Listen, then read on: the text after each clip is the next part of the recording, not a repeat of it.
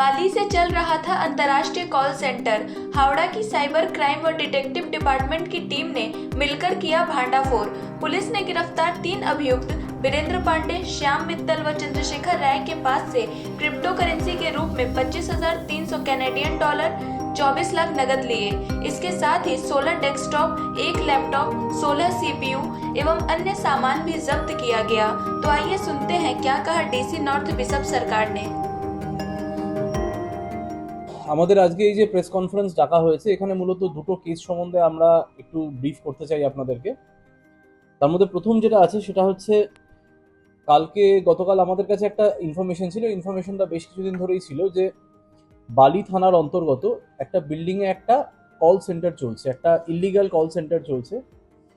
তো গতকাল আমাদের হাওড়া পুলিশের ডিডি ডিপার্টমেন্ট, আমাদের ডিটেকটিভ ডিপার্টমেন্ট আর আমাদের যে সাইবার ক্রাইম ডিপার্টমেন্ট, এই দুটো ডিপার্টমেন্টের যৌথ দল একটা অভিযান করে বালি থানার আন্ডারে, দিয়ে এই যে ফেক কল সেন্টারটা যেটা আছে এটা বাস্ট করা হয়।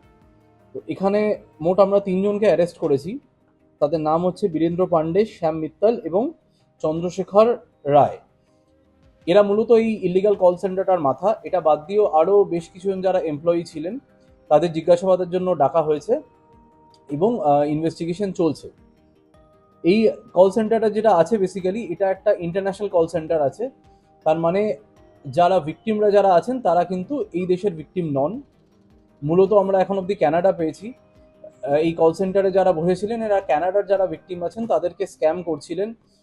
এনারা ভিওআইপি মানে ইন্টারনেট প্রোটোকল ওপর দিয়ে যে কল হয় সেই ভিওআইপি ইউজ করে এনারা কল করতেন এবং কল করে নিজেদেরকে কখনো উইন্ডোজ, কখনো মাইক্রোসফট ইত্যাদির টেক সাপোর্ট টিম হিসেবে নিজেদেরকে পরিচয় দিতেন।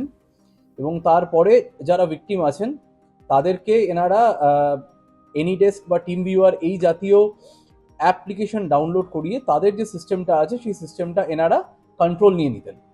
সিস্টেম কন্ট্রোল নেওয়ার পর এনাদেরকে বিভিন্ন জিনিস বুঝিয়ে, যেমন তাদের কম্পিউটারে কোনো রকম ভাইরাস আছে বা ইত্যাদি এই জাতীয় বিভিন্ন জিনিস বুঝিয়ে তাদের কাছ থেকে এনারা টাকা নিতেন। টাকা নেওয়ার ধরনটাও বেশ অভিনব। সেটা হচ্ছে মেনলি এনারা বিটকয়েন ব্যবহার করতেন। ক্রিপ্টোকারেন্সি যেটা আছে আপনারা জানেন বিটকয়েন, সেই বিটকয়েন ব্যবহার করতেন এনারা নিজেরাই বিটকয়েনের যে অ্যাড্রেস বা কিউআর কোড হয় সেটা জেনারেট করে ওনাদেরকে পাঠিয়ে দিতেন এবং সেই কিউআর কোডের মাধ্যমে টাকার লেনদেন হতো। তারপর সেই বিটকয়েনটাকে এখানে এনক্যাশ করিয়ে এনারা টাকা নিয়ে নিতেন। তো এইভাবেই চলছিল লোক ঠকানো। দিয়ে ফাইনালি যখন আমাদের নজরে আসে তখন আমাদের হাওড়ার ডিডি এবং সাইবার এরা রেড করে এই ইলিগাল কল সেন্টারটাকে বাস্ট করা হয় এবং 3 জনকে অ্যারেস্ট করা হয়। এটা দেখুন এক্স্যাক্টলি কতদিন ধরে চলছে এটা তো এখনো তদন্ত সাপেক্ষ আছে, বাট বেশ কিছুদিন হয়েছে, মিনিমাম 6 মাস থেকে 1 বছর ধরে এটা চলছে। হ্যাঁ, এখন অবধি আমাদের এখানে সিজার হয়েছে। তো সিজারটা একটু বললেন ভালোই হলো। সেটা হচ্ছে এখানে আপনারা কিছু ল্যাপটপ দেখতে পাচ্ছেন, এগুলো আমরা কিছু স্যাম্পলস নিয়ে এসেছি। টোটাল মোট 16খানা ল্যাপটপ সিজ হয়েছে। এই ল্যাপটপগুলোর সাথে ব্যবহার হতো যে সিপিইউগুলো, 14খানা সিপিইউ সিজ হয়েছে।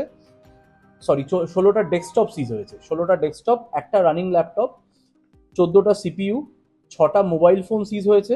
আর এখন অবধি মোট 24 লাখ টাকা ইন ক্যাশ সিজ হয়েছে।